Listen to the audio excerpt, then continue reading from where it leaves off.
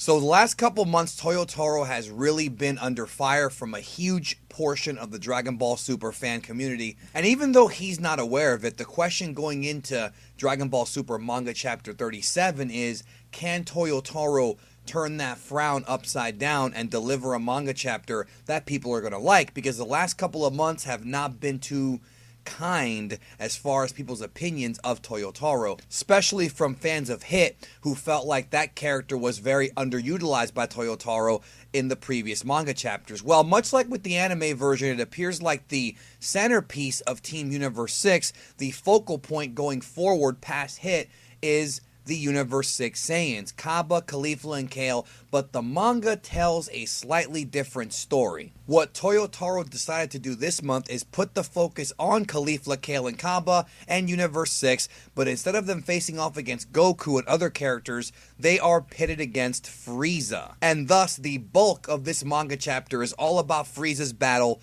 with the Universe 6 Saiyans. And we find out in this manga chapter something that I suspected for many, many years. Frieza is indeed, for lack of a better term, a racist. Even though he has no actual connection or no knowledge of any Universe 6 Saiyan, he instinctually despises that entire race. No matter what universe they're from, even if they have no connection to the ones from Universe 7, he does not like them. And it's purely because they are Saiyan. So of course, he would be the perfect opponent for these guys. The first half of this manga chapter is Caulifla versus Frieza in their base forms at first, and later on they transform. Caulifla reveals that she can go Super Saiyan in front of Frieza, and interestingly enough, Frieza does make a remark that Caulifla is much more powerful than the first Super Saiyan that he fought, which of course would be Goku. Now, obviously, at this point in the series, the power scaling is much, much higher, so it would make sense that Namek Saga, Frieza Saga, Goku couldn't screw around with Caulifla, but it just goes to show how much potential she has,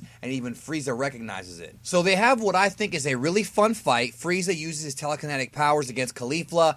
They do battle, and I must say that no matter what your opinion may be of Toyotaro as an artist, I feel like with this manga chapter, he really brought the goods. The art in this manga chapter is absolutely fantastic, and to me, this is my favorite Toyotaro art in this manga since the Trunks arc. I think he really is back to form here when it comes to at least delivering cool fights on paper. And the cool thing about the World of Void is that he doesn't have to create backgrounds here because everything's dark. So what he does sometimes is you'll see little like sort of thumbprint looking things in the background. That's how he represents the fighters fighting in the background. So it's much easier to draw fights here without having to worry about the background. It's all going to be dark with some fighters, and I think he does a great job in this chapter. At one point during this fight, Caulifla shows just how strong she is by firing a huge ki blast that looks like a Kamehameha and puts a crater in the damn arena. And this is alarming enough to Frieza, where he decides to get serious, and we finally see him ascend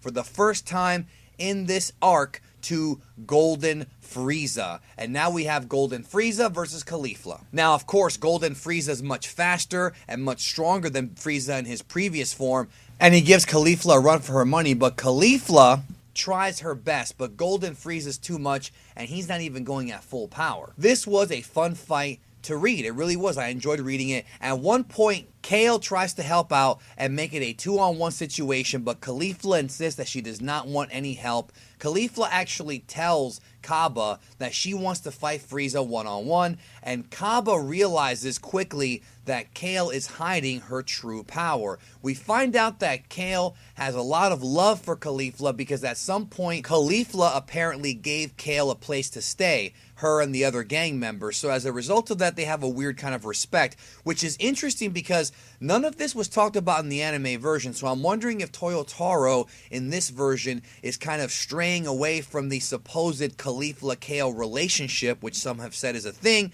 and making it more of a platonic friendship to where Caulifla and Kale, like Kale owes Caulifla a life debt. If so, that's a very different take on the character, because in the anime version, we didn't know any of this. So Kale respects her wishes, but boy, Frieza does a number on Caulifla. This thing looked like a death beam fireworks party. And as this is going on, Kale is watching the fight, getting more and more angry at what is happening to Caulifla. But before Kale can do anything, Kaba steps in and tries to interfere, but Frieza makes short work of him. So this whole thing about Caulifla wanting to fight Frieza on her own is dropped because Kaba and Caulifla go at Frieza 2-on-1. Now, as this is going on, Caulifla's watching it. She loses control and transforms into a Super Saiyan. But this version doesn't look as bulked out as the anime version that would be Berserk. It just appears to be a regular Super Saiyan, but there's something different about it. She has a bang. She does seem to be a little bit bigger, but nowhere near as big as the anime version. So one would think that this is just a regular Super Saiyan transformation. She's not huge and bulky like the female Broly look or whatever that she had in the anime, but it's made very clear early on that this is not a regular Super Saiyan transformation. Frieza instantly recognizes Kale's form as a new type of Super Saiyan, but doesn't really specify anything more than that. We do find out that Caulifla and Kaba had no idea that Kale could do this and had this much power, and Kale goes to work on freaking Frieza. So as this intergalactic butt whipping is going on, Goku senses Kale's power and is shocked and reveals that even he does not recognize Kale's form. This is not like a Super Saiyan 2 or any of that stuff. This is something totally unique. And Goku tries to step in to help Frieza, but Frieza's very stubborn and wants no part of Goku's help. But Goku in Super Saiyan Blue starts to work over Kale. So, correct me if I'm wrong, but does this mean that Goku in Super Saiyan Blue being stronger than this Berserk form or whatever of Kale means that he's much stronger than Golden Frieza because Golden Frieza was getting beat by Kale?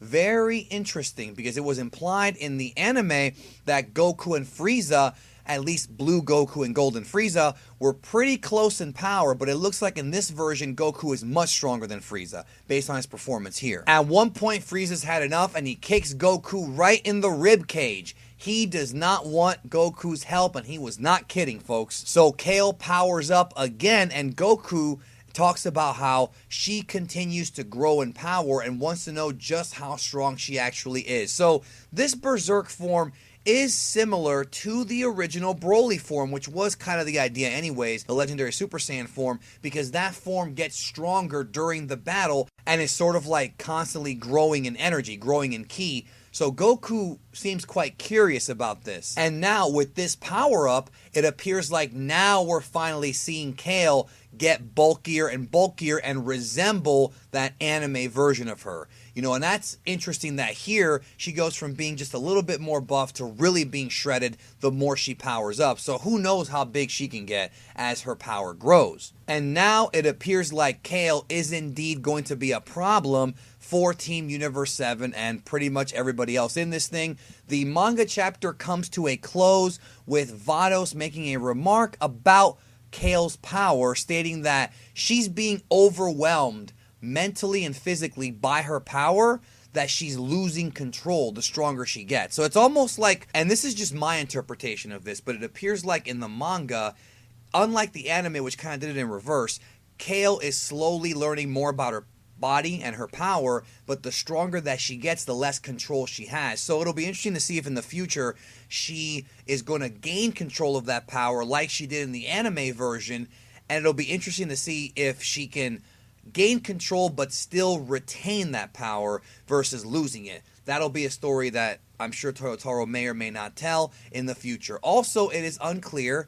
based on this if we're going to get Caulifla or if we're going to get Jiren beating up Kale. Because remember, in Dragon Ball Super Episode 100, Jiren took out Kale. So there's no real teases here of Jiren doing anything, to be honest. He hasn't really been a focal point for quite some time now, but it is possible that he could. Again, we'll see in the future. So with that being said, in my opinion, this manga chapter was a huge improvement over last month in the month before. It was mostly combat and not a lot of story. Toyotaro is not a very good storyteller at all. He tries to over-explain things too much, and sometimes it makes no sense. He tries to do contrived things, but when he stays to just drawing cool fight scenes, it works. And even though some of the scaling here is different from the anime, there was nothing that made me scratch my head and say, yeah, this sucks. And that's good. It was a much better chapter than the past few months. Let me know what you think in the comments. Do you like the fact that Kale and Caulifla's relationship is a little bit different in this version, at least so far? What do you think about the focus on Kale being so strong and the fight with Frieza and the Saiyans? Let me know. I'll talk to y'all very, very soon. Take care of yourself and each other.